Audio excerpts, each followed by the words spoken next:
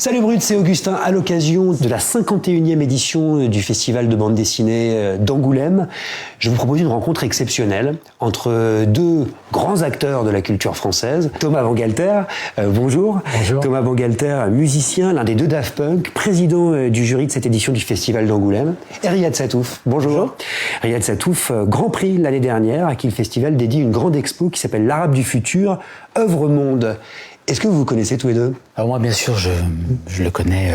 Je connais tout son travail, mais personnellement, non. On s'était croisés. Enfin, on s'est croisés à un anniversaire. Il y a très longtemps, et j'avais pas osé lui parler parce que je me disais qu'il était trop connu. Et moi non plus, je pense, j'avais pas osé lui parler. Mais je m'étais dit à l'époque, qu'il avait l'air très sympa. Je me suis dit, il est hyper cool et tout. Et j'avais regretté après, je m'étais dit, c'est pour ça que là, je suis content. Moi aussi.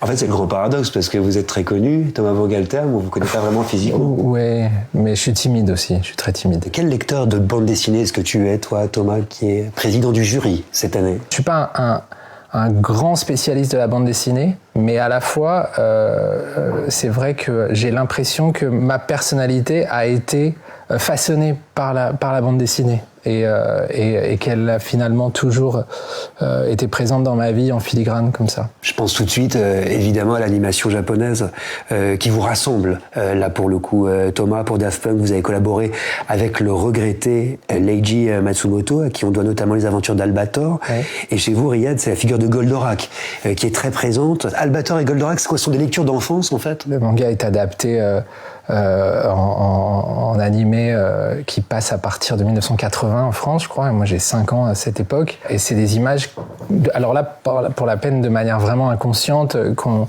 marqué mon enfance, et avec un univers qui s'est imprimé, hein, et des années plus tard, à la fin des années 90, on travaille sur Discovery avec Daft Punk pour notre 2e album, et qu'on a cette histoire qu'on a écrite. On a l'idée de se dire tiens, ce serait super. C'est une idée un peu folle de pouvoir la raconter en animation, et on part au Japon pour rencontrer Leiji Matsumoto. Et Goldorak ? Goldorak, en fait, j'ai jamais été ultra fan du dessin animé, c'est le jouet, en fait. Quand j'étais vraiment tout petit, je l'ai raconté dans l'Arabe du futur, mais c'est qu'un jour, j'ai vu un Goldorak en plastique géant fantastique. Et en fait, mon père me l'a promis en échange de me faire couper un bout de la bite. Et donc, et j'ai toujours gardé cette figure. Vous vous souvenez de la première bande dessinée que vous ayez lue ? C'était une aventure de Tintin. C'était Le Trésor de Rackham le Rouge. Moi, je me souviens du premier Tintin que j'ai lu. C'était L'Oreille cassée. C'est un système de référence qui est toujours là chez vous, Riyad, Tintin, par exemple ? Bah ouais, c'est un petit peu vieux jeu, quoi, mais j'avoue que j'adore Hergé. Enfin, j'adore toutes les névroses qu'il a mis dans Tintin, et donc toutes les trucs qui vont pas. En fait, c'est souvent ce que je préfère dans Tintin. On pourrait plus faire une bande dessinée comme ça aujourd'hui. Par exemple, j'ai des enfants, et donc j'étais extrêmement pressé à l'idée de leur faire lire Tintin. Je me disais, tiens, je vais partager avec eux ce que j'adore dans Tintin, le truc étrange et tout. Ils en ont rien à secouer, ils détestent, et ils préfèrent les Schtroumpfs déjà. En fait, c'est hyper bien les Schtroumpfs aussi. Mais j'adore Peyo et tout, mais je disais, régulièrement, je reviens à l'attaque, je leur dis, tu peux pas lire un petit Tintin, regarde, l'heure noire, c'est vachement bien quand ils sont dans le désert et tout. Et en fait, ils voient tout de suite ce qu'il y a. Ils disent, non, mais il y a pas de fille dedans. Après, il y a trop le capitaine, je comprends rien de ce qu'il dit. Ouais, enfin, et c'est complètement. Donc je sais pas comment. J'ai pas réussi à faire tomber mes enfants dedans, mais en tout cas, je sais que moi, j'en suis jamais sorti, et je continue à lire quand je suis un peu stressé. Je me lis un petit Tintin que je connais par cœur, et ça me détend. En tout cas, là, des bandes dessinées, vous en avez à lire, Thomas, président du jury cette année. Il y en a combien ? J'ai l'impression qu'il y en a 50, un peu plus de 50 ou 55. Donc ça, pour le faire bien, et moi j'aimerais les relire aussi un petit peu, mais ça prend du temps. Qu'est-ce qui vous frappe tout de suite dans une sélection comme ça ? Ce qui me frappe, c'est la richesse formelle qu'on peut trouver, oui, la liberté, la recherche aussi formelle.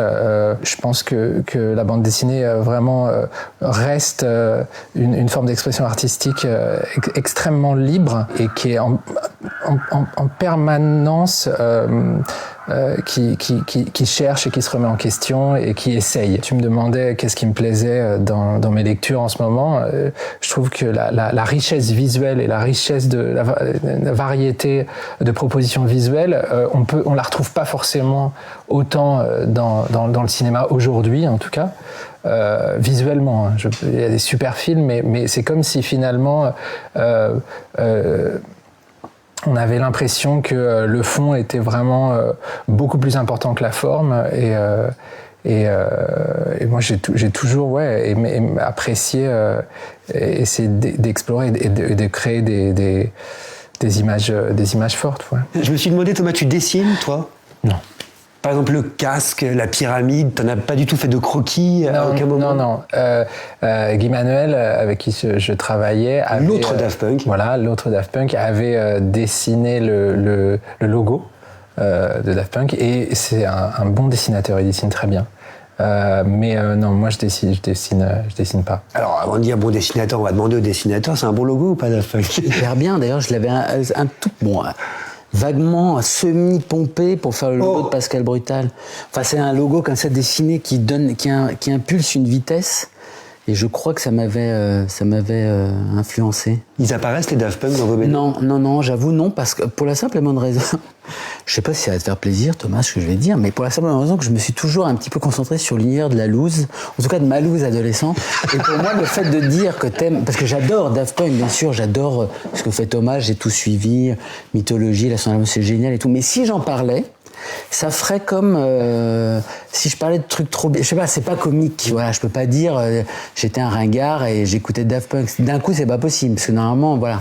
Mais c'est vrai que la dimension graphique semble très importante dans l'imaginaire des Daft Punk, dans l'identité des Daft Punk. Oui, je pense avec Guy Manuel, quand on s'est rencontrés à 12 ans ou 13 ans, on adorait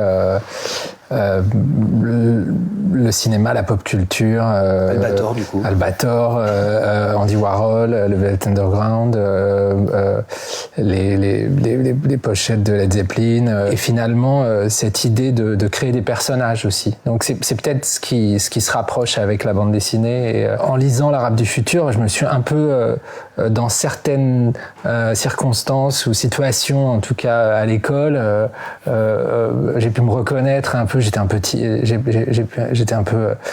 timide.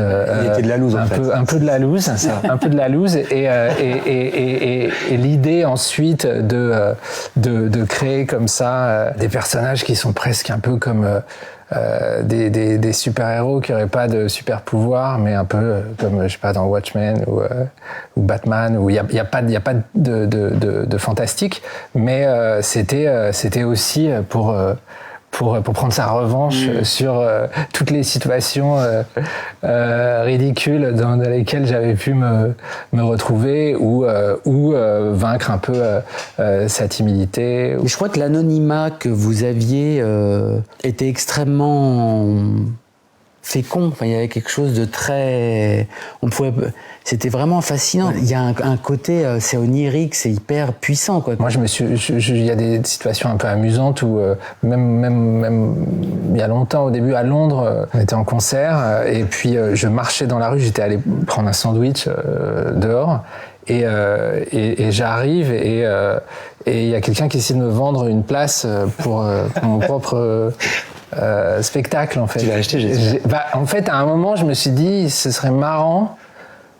Pourquoi ? Ok, je prends la place, je l'achète, je vais dans la salle et j'attends.